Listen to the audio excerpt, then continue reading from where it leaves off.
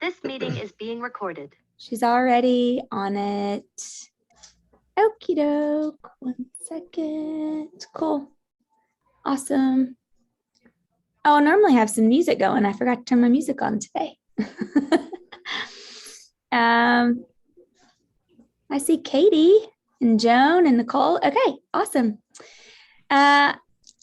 Awesome. Okay, I'll continue to let people in as we go. All right. Good afternoon, everybody. Happy Thursday. I almost said Friday. I wish it was Friday. Thank you guys for being on. We've had an awesome marketing and branding panel for the last 2 months. So this is our part 3 for our marketing and branding. And today I've got some really awesome guests for you guys. Oh yeah, they're already spotlighted. Perfect. Abby, thank you. This is great.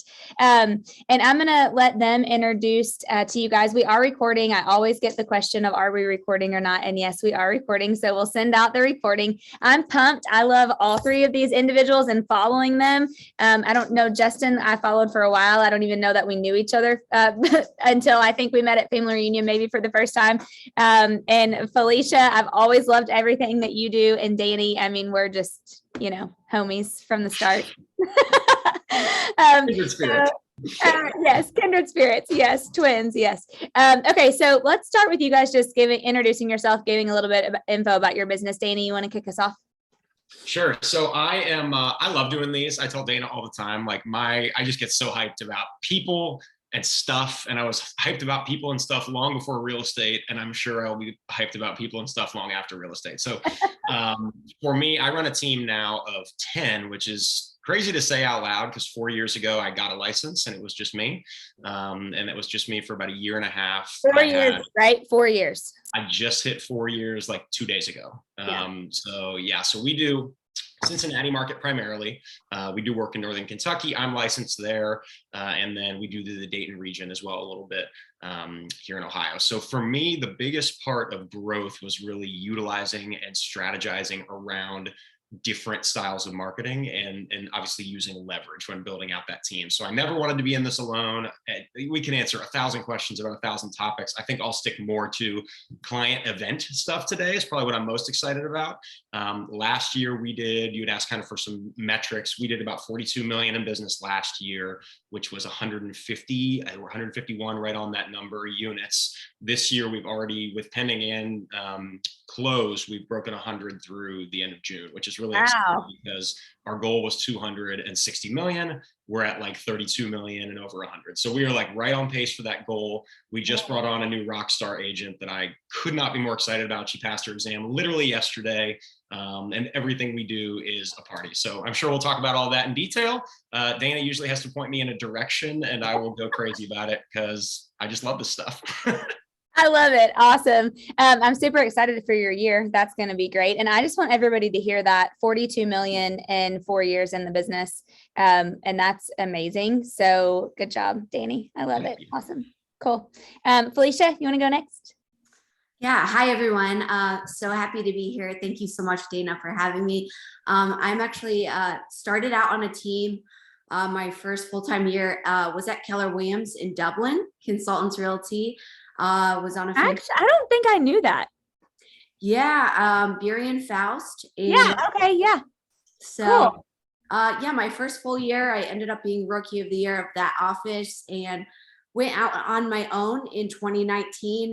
I'm sorry, 2018. Yep. Joined Next Home in 2019. So got that messed up. But I've been licensed since 2016. I was serving tables, kind of a tumbleweed in the wind. And I served 2 real estate agents that shared how wonderful of a dining experience it was and signed up for real estate classes. And here we go. So now 6 years in, it is just me and a transaction coordinator. You wanted me to share metrics. I did over 15 million last year, 50 units and 465 in GCI. Wow. Yeah, thank you. Year over year, I have always wanted to grow, but grow with the right people. I want to connect with people, not chase them. So for me, I love that. Yeah. So I've always wanted to grow referral and word of mouth. And by God, I've done that, and I'm very blessed and thankful to continue to grow that way. And I knew I was committed to the long game. So if it took me longer to do that, then that's fine. Because again, like he said, I just want to have fun and the right people around me. Yeah, I love it. I think that's totally part of your brand. You can tell with, and I love what Abby just posted, connect with people, not chase them. I think that's huge. And that's what you do with marketing and branding. And Justin, you definitely connect with people. So tell us a little bit about you and your team. I've been in business for just about 2.5 years now. I started off on a team my first year, I was hoping, I did my research. I knew the average agent closed 2 to 3 deals their first year. So I thought I didn't think I was average. So I was like shooting for 5, like that was my goal. Ended up closing 22 deals my first year. About 8 million. I got rookie of the year in our office. And then second year, I poured a lot of money into marketing and more branding and hit social media really hard. And I went from 20 deals around 8 million to 40 deals, closing around 20 million my second year. Wow. So more than doubled my business, and it spiraled me into like a different avenue. And I do a lot of more wholesale flipping and retail and balancing the 3. So I had some girls reach out to me this year about starting a team, and I didn't think I was ready because I'm still was only 2 years in the business. I think it was irresponsible to take someone else's business in my hands when I'm still learning the business. But they talked me into it. Now I have a team of 8 agents. We're a month and a half old as a team, and we're already closed 16, 17 million in production. Wow. So we're shooting for about 60, 70 million to close this year. Great. And only being a month old. So they're on fire, but I'm trying to teach them how to balance retail business with investment side. Okay. So just be a balance more and how to compete with these big markets on social media, because there's no way we're ever going to compete with these huge names as far as a marketing level with the $2 million a month some of these companies are spending, but there's no way they're going to be able to compete with us on a social media level. So yeah, well, you've crushed I can't add much to like I don't have a CRM. I don't do much client events. Like I'm bad at that. And that's something I hired somebody this year to help me out with. So Danny's definitely going to be more helpful on that end. But as far as social media marketing and branding, I can help more on that side. Yeah, I love it. I think that's amazing. The brand that you've created is just incredible. I mean, I love that Chris Hutchinson, one of our agents in little old Ashland, Kentucky, said I followed you for years. I love it. It's so cool to hear. I love it. Okay, so let's talk about first, like, why is brand important, especially in building a sustainable business? And when did you realize that? Like, was it from the beginning or was it after you'd been in it for a little bit? Danny, you want to go first? You're muted. Good call. Thank you. My background literally is in branding. And yesterday I got the ultimate compliment that I've never received to this level in history before. And I was walking a house for somebody really listing probably a $350,000, $400,000 house. And he looked at me halfway through and said, oh, dude, Baron Group, you guys are like a branding agency that happens to do real estate. It was like the best thing anyone has ever said to me, because I come from market research. I come from a background I was the guy running focus group tables and connecting with people to get insights about products, then working with Procter & Gamble, Johnson & Johnson, Hershey Company, whoever, to then create products out of those things.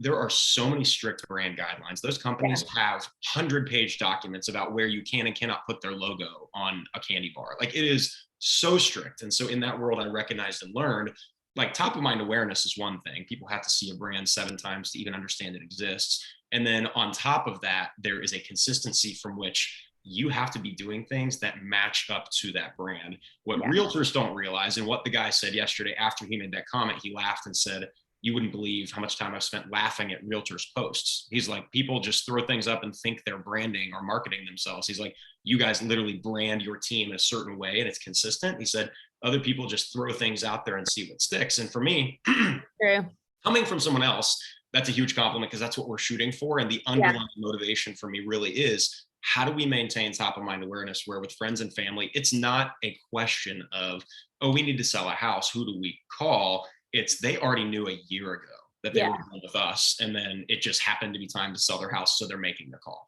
And I think for us, that is the way that we've tried to frame stuff up. I'm definitely the core marketing side of our business. And Justin just hinted at this. I don't give up control of our social media. It's too important. It's what makes us, and it's hilarious. You guys were both rookie of the year. I was too in our market center. So there's a weird little theme there. Oh my gosh, look at me spotting talent. Yes. Dana. But the element of stepping in at the beginning and understanding like, okay, this has to be very tactical. And even from the beginning, doing giveaways on social media and stuff, I told people in the first year, I absolutely 100% made $50,000 plus from Instagram and Facebook. Yeah. I looked at one of my agents at our team meeting last week and said, I literally think you're leaving 25 grand on the table because you don't post anything. Like you're crushing it, but who knows that? I know that. How does that help you? I'm not calling you to be my realtor. So at the end of the day, that branding, and that's my background, that's my world. We put a lot of money into our brand, and then the ability to have fonts and colors and consistency in everything that we do.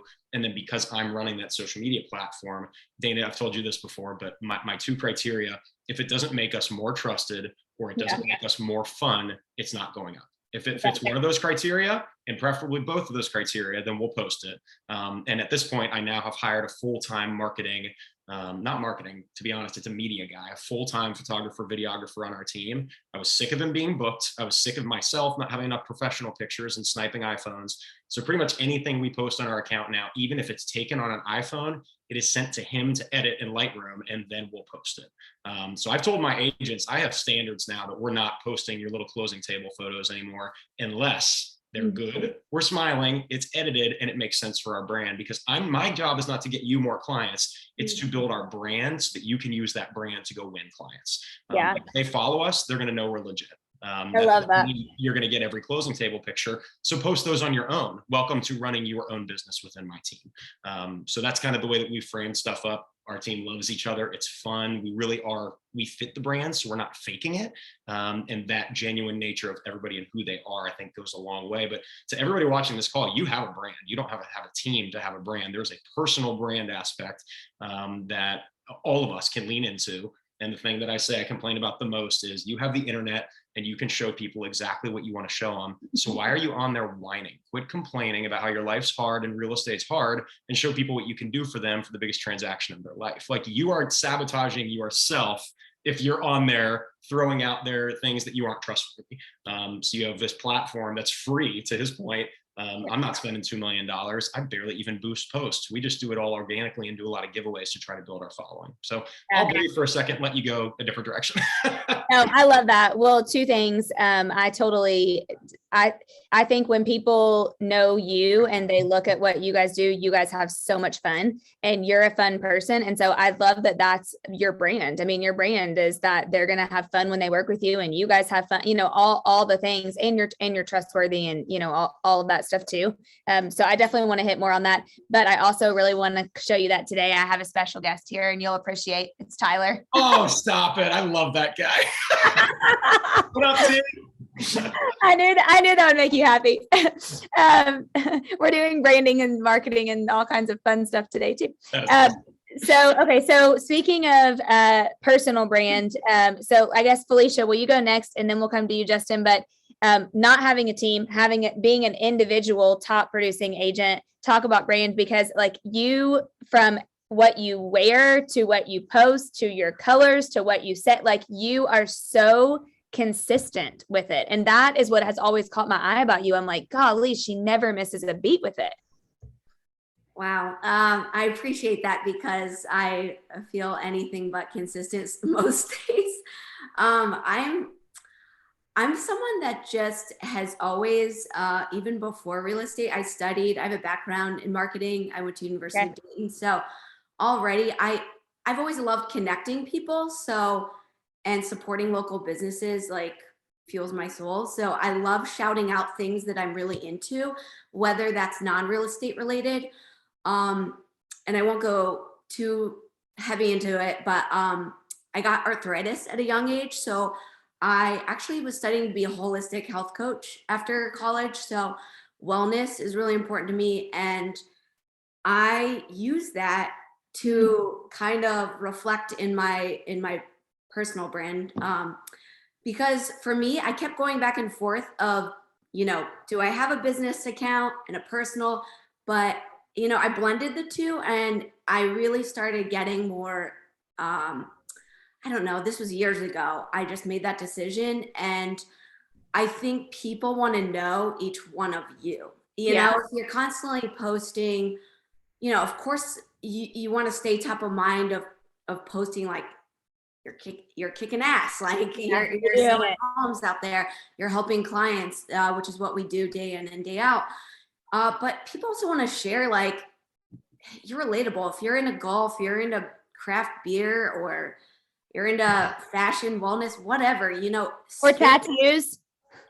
What's that? Tattoos. Or Yes. tattoos. Love it. Yes. I had, when I left the corporate world, I got 2 tattoos on my arms, and I was like, oh my gosh, I'm in real estate now. I got to cover these up. And I'm like, you know what? If someone doesn't want to work with me because I have 2 tattoos, like, see ya.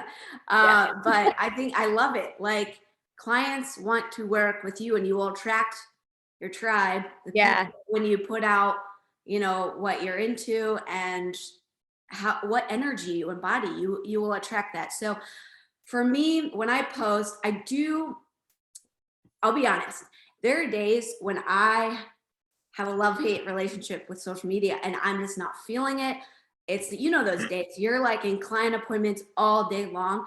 And I am not someone that has like a social calendar of like, I'm posting this day, this. And so when you said, Dana, like, you're consistent, I appreciate that, because it's whatever I'm feeling that day. Yeah. My husband is kind of like my Instagram husband. I will have an idea in my head, and I swear captions running inside my head all night and all day long. That's the marketing side of me, that I'm like you. I don't want to relinquish that control of someone taking over my social media account. And so there'll be a day I'm like, Jason, come take a picture real quick. I have a caption idea. And so he'll just do it. I'll post it. Boom. So for me, I love this. And so just like you said, you're not into CRMs, playing events. I always say, like, really dial down and like what you're good at. What are your strengths? For me, I love this. I love, if I could spend more time doing, I've recently hired videographer to do some cool creative listing videos. They're super good. They're very good. I loved them. Thank you. Thank you. And that's been fun for me. Certainly out of my comfort zone, because I'm not an actor or an actress, but I think it's just finding what you love to do, and that will reflect. And so my biggest advice here is just be authentic, be yourself. People want to see that. Yeah. And the biggest compliment, what you said, is every time I'm meeting a client for the first time, I get a lot of clients through social media, and they'll be like, I've been following you for a while, and you're exactly who you represent online. And so that's the biggest compliment. Yeah, I love that. I think that's awesome. Love it. Justin, talk to us about like why the brand is important to you, and really kind of what sets you apart. And did you just come up with this from the beginning, or did you hire somebody, or what? No, so I was a truck driver for 13 years. Before that, I worked with kids. I was a school teacher. Wow. So I knew nothing about real estate. I knew nothing about branding, knew nothing about marketing when I came into business. So the biggest compliment I've got was a guy who graduated Penn State School of Business, and he asked me where I went to marketing school. I said I was a truck driver for 13 years. I thought for sure that you were in the marketing business like that. I would have 100% said that. But here's the thing I do different than I think a lot of most realtors. I don't think like a realtor. I bought 2 houses and I sold 2 houses when I was driving a semi for a living.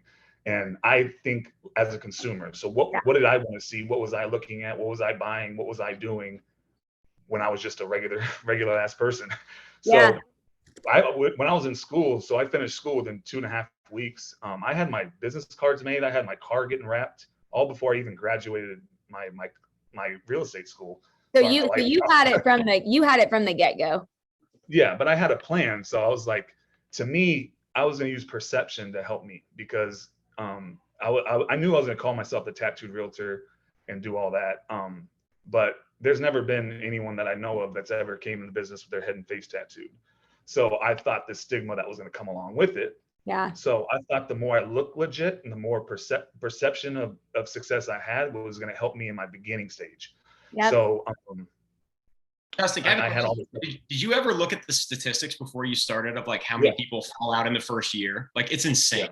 Yeah. Yeah, and one of the biggest knocks that I got in school and from my friends and family was, who's going to use you? Like, you can't change people's minds. And I told them, I didn't even go to marketing school. I looked up marketing stats. Like, no matter what you do, whether your face is tattooed, whether you're a 60-year-old agent who's been in the business for 40 years, whether you're Felicia or Danny or a suit and tie guy, you're only going to get 33% of people.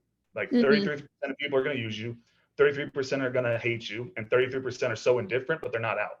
But what people lack is they focus so much on changing who they are to hit the 66%.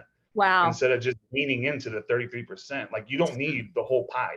You just need to go to your sliver and attack your sliver hard and constant and over and over and over again, because those are going to be your 4 people that bring you business. These 66% are going to be the onesies and twosies. Like, these are going to be the referrals. These are going to be the constant partners. These are going to be the mom, friend, cousin, sisters selling the house. Like, so the people that don't hit their 33% are the people that are missing out. So I thought, legitimacy wise, when I first started, if you go to an open house that I'm holding to get clients, and I have a Keller Williams sign in, and it's another team's branding, and it's another team's this, they go in and see me, and they're gonna be like, "What? Like, who is this guy?" They're gonna think I'm like, I stuffed the agent in a closet. So I bought a car, and I wrapped my car, and I parked the car outside. It said the Tattooed Realtor, and then my open house sign said the Tattooed Realtor, and my listing sign said the Tattooed Realtor, and then I had a 6-foot cutout in front of the door saying, "Hey, welcome to my open house. Don't be alarmed by the big tattooed guy. Please sign in." So now when they come in the house, it's already looked legit. I don't have to overcome the objection of my look. So I figured if I attacked my look before somebody else did, then it would just help in that perception. Wow. And I knew social media was going to be my strong suit. And when I bought and sold a home, I had 7 or 8 realtors on my social media, but I got so used to over the years scrolling by their stuff because it was always market updates and this and that, and I didn't care. Yeah. Like, you don't understand, like, if you're not in real estate or lending, it's boring. Like, nobody cares. Nobody cares what the market median price in Chicago is. No one cares about Cromford report and the last month of the dive. Like, no one cares. They just assume their agent's going to know. Like, no one actually looks at those posts and studies them. And I knew that because I bought a house. I skipped by all those agents' posts because I was so used to, I was trained over the years that this is just going to be that same boring shit. And my agent was the hottest girl at the gym. That's who I used. But that's what caught my eye. So I was like, how am I going to catch people's eye? And that's why I started branding myself around my look, because I was like, I know some people will be attracted by just the difference I bring in. And I knew social media posts were going to be huge for me, but I wasn't going to post market updates. I wasn't going to do these. My videos, I go for 2 things. I go for, I'm going to make you laugh, and I'm going to make you want to hit the share button. Like, that's it. Like, you're going to know I'm an agent. You're going to know I'm in real estate because the video is real estate related. But you're my core sphere on social media. You're always going to know, love, and trust me. You're going to be the ones that use me. I know that, but I need your friends. So I need you to hit that share button. So I remember I did a video. My very first video I did, I was 2 months in the business. I had nothing in my pipeline. I had 1 in escrow, and I was going for the legitimacy. I did a open house at a $3.2 million mansion. And to introduce my open house on social media for the week before, I sat in a hot tub in a full suit, and I had a glass of wine, and I pretended like it was a Tinder video. I was like, "Ladies, you love rich men with beautiful houses? Go ahead and swipe right." And the camera lady was like, "No, Justin, this is not for Tinder. This is for your open house." And I was like, "Oh shit!" And then I invited him to the open house, but I got flooded with messages of, "Dude, how did you get a $3.2 million listing? How are you listing that house?" And my first reaction wasn't, "Oh, it's not my listing." My first reaction was, "Bring me a buyer." Yeah. Because they don't know. See, they're not in the business, so you don't know the business. Like, every agent on my social media knew that wasn't my listing, but they're not going to buy a home for me. They're not going to sell a home for me. So I'm going after the other people that are naive in our business. Wow. So, and that open house ended up blowing up. And like, I started doing these just crazy, stupid videos. Like, I showed a house in a prison jumpsuit, and I used all prison terms explaining the house. Or I did because I was getting like kind of crap for my look because I was starting to blow up. The news did a story about me, so I was starting to get like well known in Arizona, and a lot of people were attacking my look, saying it's a joke and all that stuff. But it didn't bother me, but I used that as fodder for my marketing. But I did a video where I pulled up an email and it said, "Hey Justin, you're very knowledgeable and thank you for showing us a home, but me and my wife decided your look was too much for us, so we're gonna use a different agent." And it started firing people up. But when the camera pans to me, I'm in a pink mesh stripper shirt and I have a S&M mask on, and I unbuckle and I spit up a ball gag. I said, can you believe how stuck up people are these days? So my look was that crazy look, but people just assumed it was the tattoos. But that one video got shared literally like 350 times on social media. It had over 20,000 or over 25,000 views on Facebook and Instagram. But that video got me 2 different buy sells, 2 different clients. Not from people that were following me, but from people that shared it. Now they come to me. So these videos and anything I do marketing, all it is a foot in the door. Like, I'm never going to give my value prop to you online. I'm never going to give my value prop to you on a commercial or on a billboard or on a social media video. All that is to get your foot in the door. Now that my foot is in the door and I'm personable with you and I'm in front of you, you can see my energy, you can see my face and my smile. That's when I'm going to give you my value prop. So love it.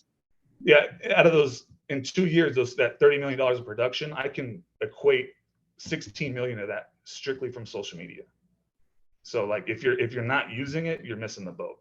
I'm so glad that like all 3 of you guys are on here at the same time. Like, this might be like my favorite thing ever, because what Matt just put in the chat is 100% true.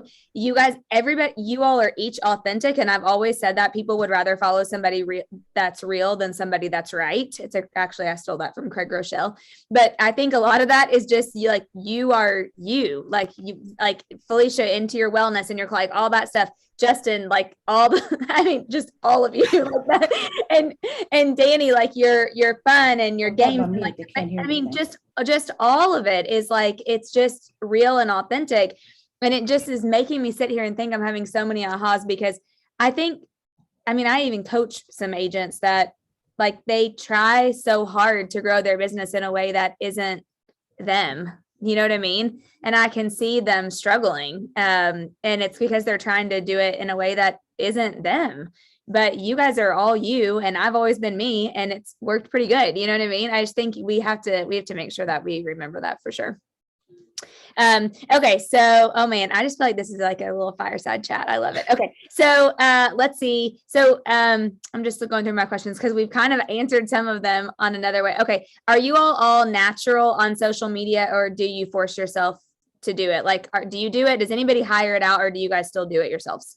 I joke about this all the time. Like, I, for no reason at all, built a social media following in college just because it was a thing to do. And then it turned into like my bank account now. It's like the weirdest thing that transforms somehow into authenticity of like, yeah, I'm already sharing who I am online. And then the weirdness, I bet you guys can both relate to this, the meshing of personal life and business, just collision. Yeah. It just all has to be the same, because at the end of the day, I'm working with, of those 200 deals we'll close this year, I'm not kidding, 190 of them or 180 of them are going to be direct friends and family or one referral away. We almost never work with strangers. And I swear when we do, it's a train wreck every time, because I'm reestablishing trust. By the time somebody calls us from that network or one step away, they already trust us. Like, we're not earning trust anymore. It's just, all right, which house do you like? And let's rock and roll. And they know this is going to be fun. But yeah, the authenticity of social media, I mentioned, I can't even give up doing it myself. Over my dead body would I hire it out. Yeah. Felicia, is most of yours the same, either sphere of influence, direct people, or one referral away, or do you do a lot of cold stuff? All referrals. Yeah. Yeah. And I will say, here's a tip. Checking DMs is like the new email, because trust me, I am very diligent about checking DMs every day, but for a while, for whatever reason, I missed some like Facebook DMs because I don't know, I didn't have Messenger downloaded. That happened to me too. Oh my gosh. And there was like a seller and a buyer like that, because I didn't respond like months after. And my husband's like, do you want me to take over your social media? I'm like, no, I am checking this like diligently, because this is the way people communicate. Just like you both shared. Some of the younger generations, like, they want to DM you versus emailing you, and that's just the way it goes. So I have clients everywhere from, I'm an older millennial, but a lot of younger first-time home buyers to, people downsizing. So I'm kind of all over the place, but I've always wanted to grow referral, word of mouth, because again, I think just like Justin, like those videos brilliant. No one, it's like you see the same things over and over, and I try and get inspired by other experiences, whether it's at a hotel experience, whether it's I'm purchasing, like I look at brand packaging and unique, funny messaging. Yeah. Because it's the saying goes is like market the way you are, you're marketed to. And so I get inspiration from that. And I'm always looking for unique ways to, brand myself, but I'm not funny. Don't try and be funny if you're not that funny. Like I have a witty flair to me, but I'm like on camera, that probably is not gonna maybe convey as such. So, but where was I going with that? Yeah, it's always been wanting to grow that way, because you can get a lot more, just like what Glenda Baker, if you guys follow her, it's like today you can get within seconds thousands of views of someone getting to know you real quick, rather than picking up and calling 100 people that have no idea who you are. So yeah, by the way, I've been trying for 2 months to get her to speak and so far no response. So I'm gonna keep trying. I'm like, what in the world? Yeah. Yeah, I know. Okay, so hold on. I want to ask you something else, Felicia, but not yet, because I want to wait till I get to your big question, to your other question. So Justin, mostly sphere of influence and referral, or do you do cold leads too? No, so like social media to me is setting traps. So there's two different types of lead gen for me. It's like you're either hunting or you're setting traps. So cold calling, door knocking, open houses, all that's hunting. You need to be hunting to succeed in business. Like you can't put those aside. Social media for me is more setting the traps, being front of mind. So branding, marketing, social media is all my traps. Like, because you don't like when someone's buying and selling a home, their first thought is, oh, Felicia's an agent. Their first thought is, oh shit, we're moving. Oh, our kids are going to a different school. I'm 10 more miles away from my job. Gas is this, like they have so much other things going on in their mind. The first thought is not who's an agent. So that's where you're building traps. Like you're constantly figuring out through social media, through your branding, how do you stay top of mind? So when that thought comes, you're the first one that pops up. Yeah. So, and 80% of the people in the business fail out because they're not treating it like a job still. Like you need to be hunting, you need to be setting traps. Like go hunt, Bill. You need to be doing it for 9 to 11 every day at least. Like that's minimum 9 to 11 hours. That's your prospecting. That's you're going out hunting. And then throughout the rest of the day, that's when you're showing the homes. That's when you're setting the traps. But have these non-negotiable hours that like you have standards. I did a video on this the other day, but you guys have kids. You guys have kids. 5 stepsons. Your kids get out at 3:30. Are you ever gonna show up at 5 to pick up your kids? Like never. Are you ever gonna go your morning without brushing your teeth? Like you have standards in your life that are non-negotiable. Like you need to have those same standards in your business. Like, so if you're struggling to get business, you need to like really dive deep into yourself. And like, if you want to have success in this business, you need to have those non-negotiables. Like from 9 to 11, every single day, I will be hunting. I will be calling. I will be door knocking at the sphere. Like I'm going to do those touches to my clients, like whatever that is. And then have the rest of those times setting traps. And social media is your setting traps. Yeah. So you're not going to post one thing and you're going to get a flood of 5 people wanting to sell their house. So like, that's not the point. You're setting traps and you're being front of mind. You're being consistent throughout your career so that you're gradually building this invisible pipeline that's not there yet. Yeah. Yeah. Love that. I love the setting traps. I think that's great. Like I look at all these people on social media who probably were nothing. And because they actually just built, who's talked about perception earlier? Which one of you said? Yeah, Justin, because I always tell new agents like perception is reality. It doesn't mean like go out and lie, and say, but also it's true. I mean, perception, we see people and we're like, man, we feel like they're crushing it. And you look them up and they sold 3 houses, but on Instagram, they're like, holy cow. And I think that and I agree with Felicia. I love the reminder of those are your non-negotiables. A lot of times I found that when realtors get busy, they get the first thing that goes is lead gen and the time. And then they look up in 90 days and they're like, oh crap, my pipeline is dry. And it's because they they let their foot up off of the gas during when they were busy. It wasn't a non-negotiable, it was a negotiable and they didn't do it. Yeah, totally. Okay, Danny, talk to us about your events. And some people have heard, because I just like always want everybody to hear from you about this. I know you recently did another one. Like, tell us one, I guess, for people who haven't heard, kind of how you started the Danny parties, and then two, like, what have you learned now that you've done them so much, and how was this last one? Right. So when I started, one of the main leaders at our office proposed to me, "Hey, you seem like you have a good network. You're coming into real estate, and what Justin was just talking about, right? You have to come in with a plan." My headshots were taken 2 months before I passed that exam. My business cards were already printed before I was a realtor. Like, you can't come in, get a license, and then expect something to happen. So with everyone that comes on our team now, we have only hired people actually that weren't realtors before, and we've helped them. And what I would say, I was thinking this as you were just talking with perception.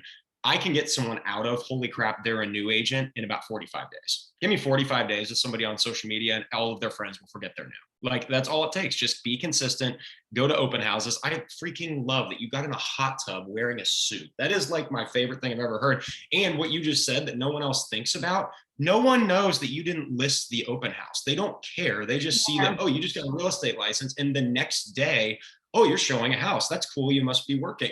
I tell my team all the time, just show people you're working. It's not that hard. Like, we have a weird job where we just have to prove to people we know what we're doing. You remember, Danny, do you remember that? Just reminded me really fast. Our friend Ken Pozek, who, I mean, if you want to grow on YouTube, like, you have to follow Ken. I mean, he's amazing. He's in Orlando, but I think he did that video of Shaq's house. I think it was, and it wasn't his listing, but it went like viral. And he ended up working with 6 professional athletes from that video, and it was never his listing. He just did a tour of it in like a really high quality video, and it blew up. Like, it just completely blew up. And then all these, that was his, and then all of a sudden these professional athletes thought that he was the agent to go to if you were a professional athlete in Orlando. And I mean, it's like, it's insane. So to that point, like, the party started because that lady at the office said, "Hey, something that people can do, you can throw a launch party." And what people typically do is they'll buy out a bar and pay for people's drinks. Like, guys, I'm a Baptist worship leader. I'm not going to be providing anybody's unlimited drinks at an open bar. Like, it's just not my scene. What is my scene? It's families with 3 kids selling their $300,000 house that used to be 200, but as of now it's 300, and buying their $500,000 or $600,000 house that sell this like crazy fast in this market, help them upgrade. You're in and out with the cutest, most adorable family from church I've ever met. And that's $1 million in sales for our team. See you later. Let's do the next one. So that's my bread and butter. So what do? I market, to Felicia's point, to those people. I be myself. I'm already their worship leader. I already have their trust, or I'm already their friend from a basketball league or the softball league I run, or whatever. So I invited all those people to a launch party at first. And when I first kicked off, 175 people came to a launch party that had nothing to do with anything except, hey, Danny's becoming a realtor and he's giving us barbecue. But at the end of it, I remember thinking, how can I do that a million more times? Like, that was the most fun thing ever. I'm obsessed with getting all my favorite people in the same room and introducing them to each other. And follow up to that, Michael Marr is the guy who wrote the 7 Levels of Communication. I haven't told you this yet, Dana. I emailed him about 2 weeks ago and said, "Hey, I'm going to tell you how you changed my life." I was like, I need to find this guy's email address because I'm probably his best case study in history and he doesn't know I exist. He emailed me back in 7 minutes and said, "Will you be on the podcast?" I was like, wow, okay. I just wanted him to someday see it and be like, "Hey, I helped someone." But he was on one 43-minute podcast with Pat Hyben. It's Real Estate Rock Stars. And it talks about, you can look it up. It's like number 500 something. If you just type into Spotify or anywhere, Real Estate Rockstars events, it'll pop up like 500 plus clients at events. And from that, I pulled his idea, which is, you ready for this novel, groundbreaking thing? You don't have to call and email and knock on doors to get 40 touch points a year with people. What you have to do is, instead of annoying them, and frankly, I don't want to call anybody and talk to them, Dana, because I'm just going to bug them. It's going to be awkward. Why? Because it's not genuine. It's not authentic. I'm calling them because some book's telling me to, and I can't do that. I took bold. I called like 6 people. I was like, I can't do this anymore. I'm losing friends. Like, this is horrible. So instead, what he proposes is, if you are able to invite someone 10 different ways to one event, shoot them a Facebook message, give them a phone call, and invite them to a thing, send them something in the mail. And I'm looking at my fridge right now. We take a dumb team picture for the events that we do now. So we have one up on my fridge of us all in our Reds gear, and we sent it out to everybody and said, hey, come to us with us to the Cincinnati Reds game. And we blast that on social media. We do fun videos, all that kind of stuff.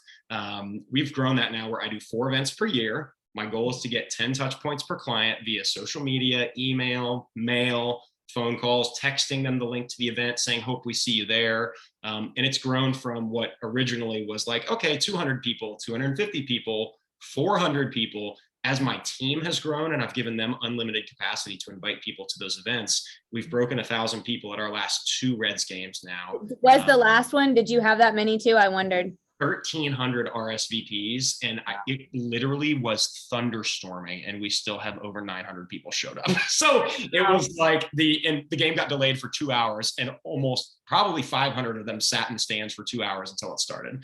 Oh my gosh. It was like worst case scenario with weather, and people still had an incredible time. They were there to hang out with their friends and each other. And it was the first time for me, it wasn't about me. We've made it now the Barron Group events. And I looked around, and literally all of our people were talking with their individual people. Talk about the best FaceTime literally in the history of the universe. And the fun part about this one, the Reds asked me to throw out the first pitch at this game. So we hammed it up with different videos and stuff ahead of time to let people know that was happening, to let them know that like, this is the one video I've made where I was like, oh, Justin would love this. Because it was just completely nothing to do with real estate, all about me and Mitch just clowning. I did a fake interview. We set up a tape, whatever. It was good. Yeah. And so that whole thing was awesome. And people showed up, and I've had people now that don't even live within 500 miles of us reaching out to me like, dude, I cannot believe you threw out the first pitch. Like, it is a branding thing. I've been a Cincinnati Reds and Bengals guy. I was at the Super Bowl for the Bengals. I'm obsessed with our sports teams. And I would really love to work with our athletes as well. So working on that. But at the same time, that event now structure is in place where we'll do a Reds game every year. What we're talking about now this year is, do we want to go back to a trampoline park, do a drive-in movie, do a fall outdoor event? I'd love to do a golf outing. It's endless opportunity, but the basis of it is this, Dana.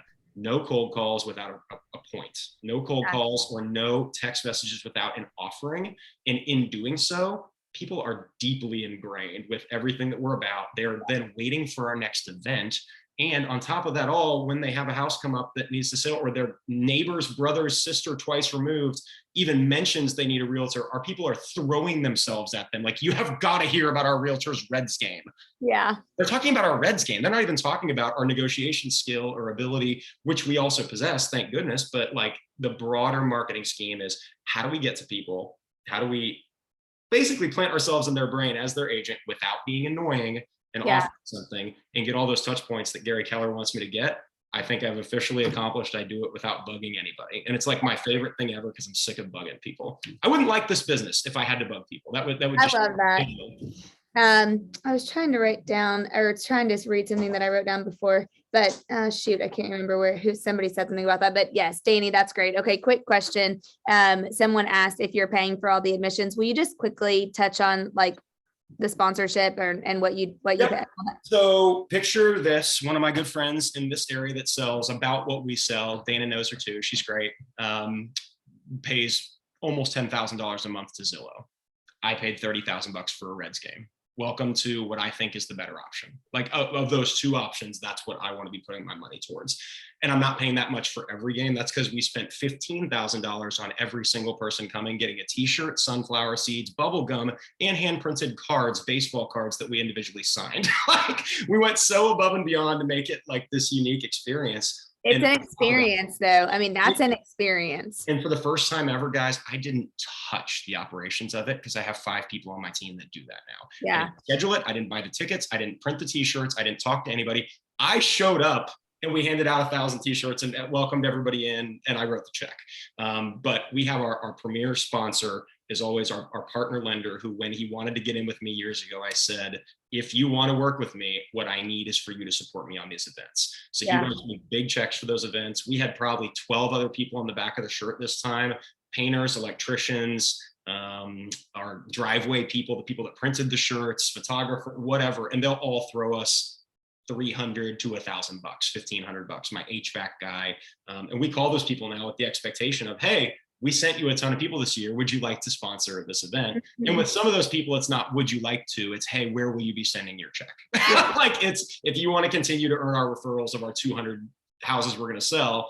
And our painter told me last year, I was 30% of his business came from our team. Wow. And I think that's going to be up this year, to be honest. So those people are dying to help us out and to get on the t-shirt. Your expectation should be, and I'll end with this, that in this business, if you are feeding people like that, they need to be getting you in return. And don't be ashamed to ask for even 250 or 500 bucks for an event. That goes a long way. Like that's still a lot of money, despite however many houses you're selling and whatever. And for them to be involved with you and to create that kind of equal relationship is a huge win for both sides. So it's been well, that's great, Danny, because that I just taught Quantum Leap, in all of our areas. And one of the things that was a good reminder for me, even teaching it, was the key relationships that Gary always says that you should have. And one of those is your 25 core advocates. Yep. And I think a lot of times we forget those people because I mean, we just, I don't know, for fear of asking, or whatever it is. But yeah, I think that's an awesome reminder. I love that. I think that's awesome. Love it. Love it. Okay, let's see. What do we want to go to next? Oh my gosh, we have so much stuff. Well, let's see. Justin or Felicia, will either of you touch on what are some of the best things that you've done that have worked the best? Justin, you gave a couple of examples, but people love on these. They love ideas and tactical things they can take away. Anything you guys would share on that front? I guess, I bring up 100 things, but something you can do personally is is there somebody in your office that just had 5 closings? Is there a team in the office that's killing it? Dive in their social media and see what they're doing. What are they doing that you're not doing? Yeah. I remember I'm one of those people, it takes me a half hour to go to sleep. So I'm in bed, I'm constantly thinking what videos I can do, what's everyone else doing? How am I gonna break through this market? And I remember there's a team, they just got 6 closings last month from an event they did, where they were handing out donuts in the neighborhood they farm. They always farm the same neighborhood. And then they went to a bunch of hospitals and they dropped off donut boxes. And I was like, oh, that's a great idea, especially during after the COVID and all that. Yeah. They were dropping off 5 boxes of donuts, and all they did was take their business card to the Dunkin' Donuts box. So I started thinking, I was like, dude, if I was working in a hospital, and this is what I'd say, get out of your realtor mindset and go into your normal person mindset. And if I was in the hospital working a 12-hour shift and I went in the break room, I saw donuts, my first thought's going to be open the box, grab a donut, and walk away. I'm not going to look at the card. I just want to do that as a person. So I was like, you know what I'm going to do? I'm going to do that same thing, but hold on, Roxanne. I cannot wait. I'm going to make the box my business card. So love that. So I make donut boxes. It's got my call tattoo real estate group. It's got the phone number, the Let's Ink a Deal. It's got my Instagram. All right, Let's Ink a Deal just made my heart jump. Let's Ink a Deal. So I'm like, no one's going to look at the business card, but you're not going to see a big black box with the colors bright all over it and not look at it. Mm-hmm. I think that same day I was posted on someone's social media 12 times. I had 12 different tags for call tattoo on social media that I shared, and they were all nurses and doctors in this hospital saying, oh, thanks for the donuts. None of them knew who I was. Now I have 15,000 followers on Instagram. Now I just got in front of 5,000-6,000 more people just from dropping off donut boxes and just thinking outside the box. Do something that somebody else is doing. I hate the word rip off and duplicate. I think that's used too much in business. I like rip off and make it better. Yeah. Rip off. If you're gonna rip me off, that's fine. Rip me off, but make it your own. Make it better. Make it better. Justin, yeah. Gary Keller just said that in the mastermind that I was in last month in Austin. He said, you can go and see what other people are doing, but that you're going to be successful when you can do what they're doing, but 10x it. And he was like, don't just go do what somebody else is doing. Go, if you're going to rip off and duplicate, make it better. Yeah. So that idea, it's just something that came, I have billboards around the city, and the billboard, they charge you based on how many cars drive by your billboard. So the basis of the payment is how many cars usually drive by that one billboard. So I started thinking, I'm like, you know what, how do I get in front of more people? So I started making these crazy ass billboards that I put my face on. You guys remember NSYNC? They had an album cover. They were all the people. So I put my face on each of NSYNC's bodies, and I put, the song Bye Bye Bye. I put BUI, BUI, BUI. And on the bottom of the billboard said, are you not in sync with your living condition? Let's talk. and it said Love buy, that. buy, buy, as like buying a house. And then my face is on all their bodies. That thing got shared so much on social media. I'm like, the billboard company's charging me this much for cars that drive by and cars that sit at the intersection, look at it. But you just didn't charge me for those 500 people throughout the 3 or 4 months that just posted on, like, what the hell is this guy doing? And they post on their social media. I don't care if you have 300 followers, that's 300 people that just saw my face that didn't see me yesterday. So just like just think outside the box. Like someone's doing something in the office that you can make better, or you can make it your own. Or if you go to my social media, like whatever I do, like rip anything I do off. You could take my logo and make it your own logo. Like I don't care. Like I want to see everybody win. Like, and the more you pour into other people, the more you will get in return. Yeah, totally agree with that. Love that. I love that. Okay, Felicia, what tips would you give? I love that, Justin. The donut box, that's super clever.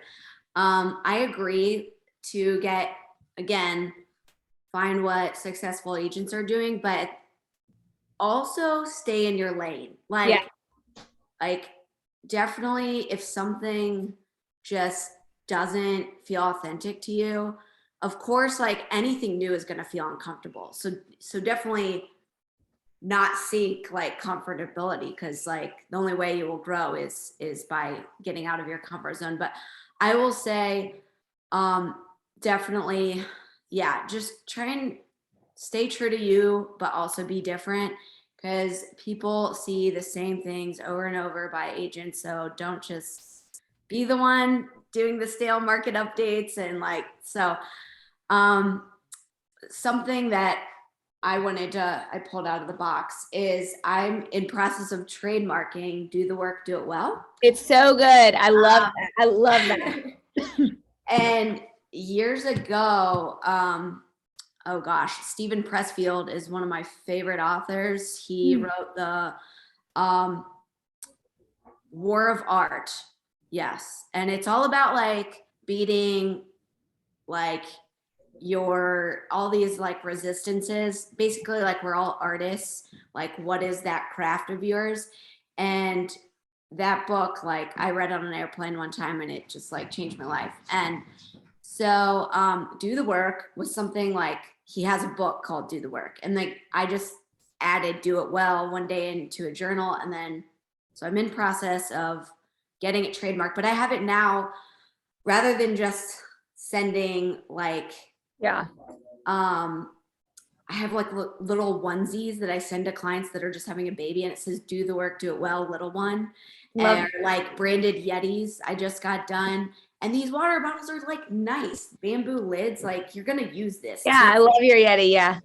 Yeah. It's not just like, yeah. So, that's been something where, yes, like it still has, Bronx Residential, my personal, and the next home experience at the bottom, but it's something that's not all about me, because no one wants your custom cutting board that is like tattooed realtor, right? Like, yes, subtly on there, but like something like, instead put their last name or like what area of town that they closed in. And so make it about them. Another thing that I do when I'm meeting with buyers and sellers, when I know they're committed to working with me, I send them like a little all about you form. And it's like their birthday, anniversary, kids, pets, whatever. Like, what are 3 things you can't live without? Where are your favorite local coffee, dining, lunch spots? And then, what can I help you at this point? And then I also ask, like, what's your design aesthetic? So, I'll remember, hey, Justin loves Scotch, or, Dana loves Pinot Noir. Like, just those little things that I have on file, and they'll save those immediately when I get them back, or else I'll forget. I'll put it in the notes section on the iPhone. So on there. Oh, that's smart. Pull up like, hey, it's so-and-so's upcoming anniversary or something. Like, just those surprise and delight gifts go a long way, rather than the ordinary like holiday pies that you mentioned. I will refuse to do holiday pies. Vinny, come over here. Sorry, my dog is trying to escape the office. That's okay. Mine has literally been snoring. Oh my I gosh. believe that you haven't Somebody heard Frankie. I'm like Oh my hoping God. that he's not snoring loud. I love it. I love it. So It's even funny though how like your dogs even become part of your, like, people send me Yorkie stuff all the time and they're like, oh, it made me think of you. And like I think of now every time I see your dog, I think of you. You know what I mean? Like funny. it's crazy to me how things become your brand. Like it just becomes what people think of you Yeah. My clients send me like little Frenchie videos all the time. Yeah, I love it. Yeah. So yeah, just making it a personalized experience, because there's thousands of us in each one of our markets. Yeah. How are you going to be different? How are you going to take what could be a very boring process and add some fun and flair to it? And because this is a big deal. And I think sometimes we can get into like, I know me personally, I can get, if I'm a workaholic, if I allow it, but I have to stop and take breaks. And because I'll like lose a little bit of that drive and passion if I don't take a step and reset.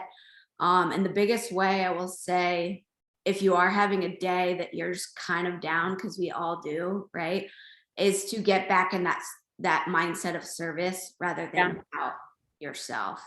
Yeah, totally love that. Yeah, I totally agree with that. I just shared that on my Wednesday morning mindset this week. If you're burnt out on some, like if you're feeling burnout, ask yourself, like, what are you learning right now? And then like, what can you go do to serve or do something different? Because I feel like we've had a lot of burnout in the industry lately. Just over the last 2 years.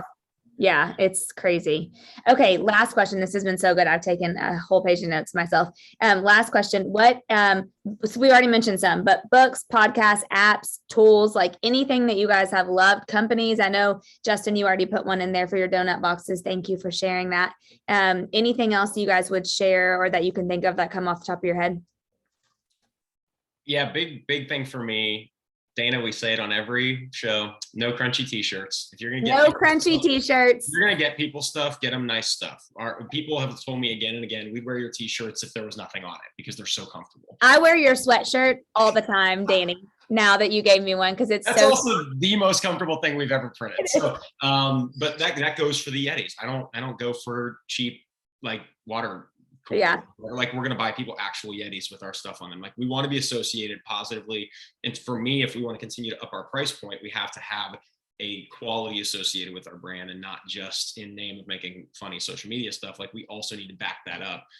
There's also for newer people, like there was this element of building credibility and professionalism up front that I now have the creative freedom to do what I want because we're established and people aren't going to roll their eyes and go, this guy's 24 or whatever. Like, well, now I'm 30. We've sold a lot of houses. Everybody knows that. And they can actually just laugh and still trust me. So there's an element of freedom there that comes with like, yeah, I'll throw the suit jacket on occasionally. Oh my gosh. Love it. But for the most part now, it's just establishing that we want to have quality in the stuff that we're doing and consistency. And the last thing that I'll say, we brought that full-time media guy on.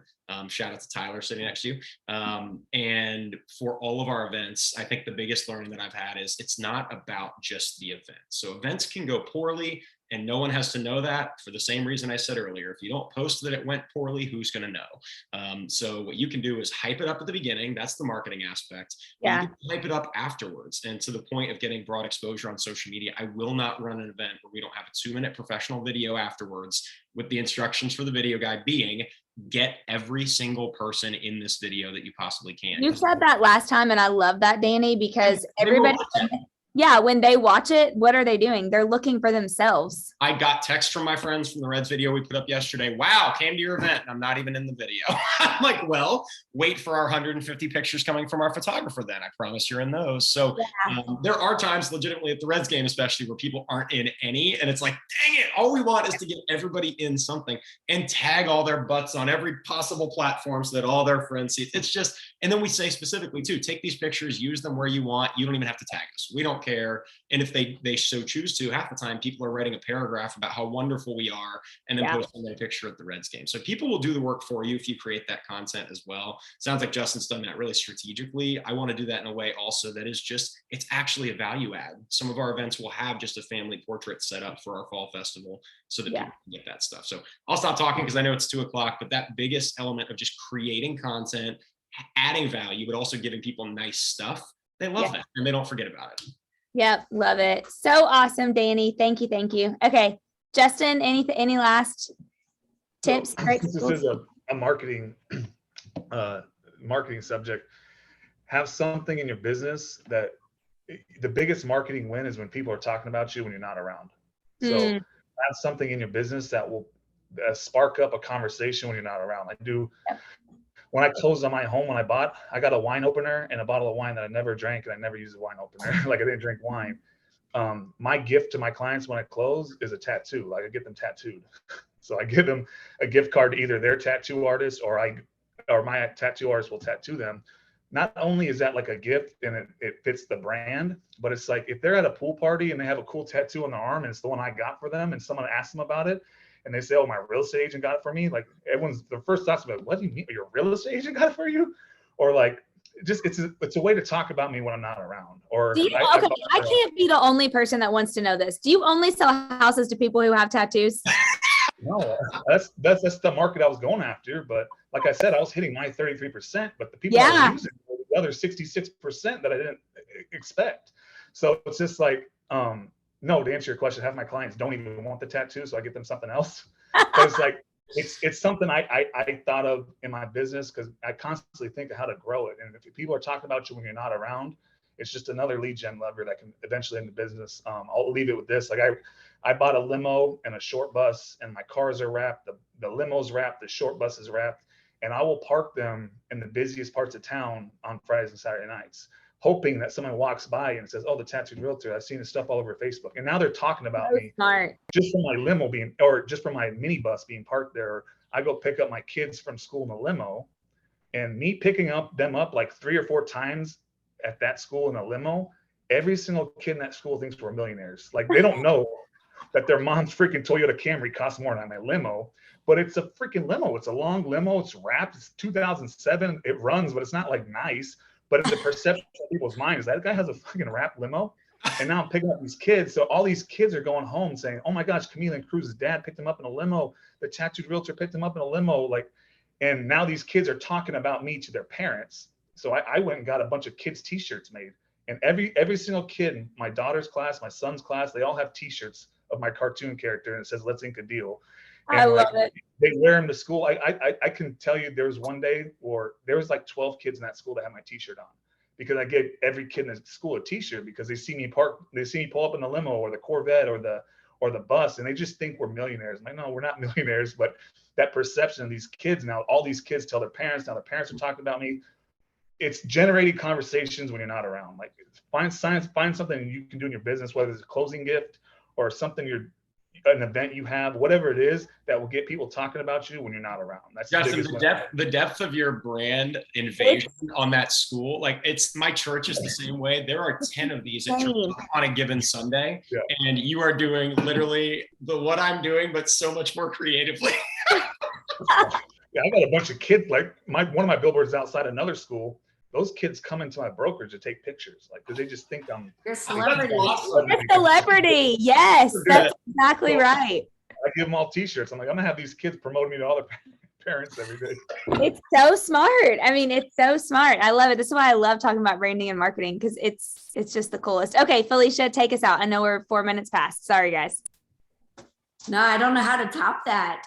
What's really cool is like from something that you almost were like self-deprecating in a sense with your look, and look at what you've created. It's pretty amazing.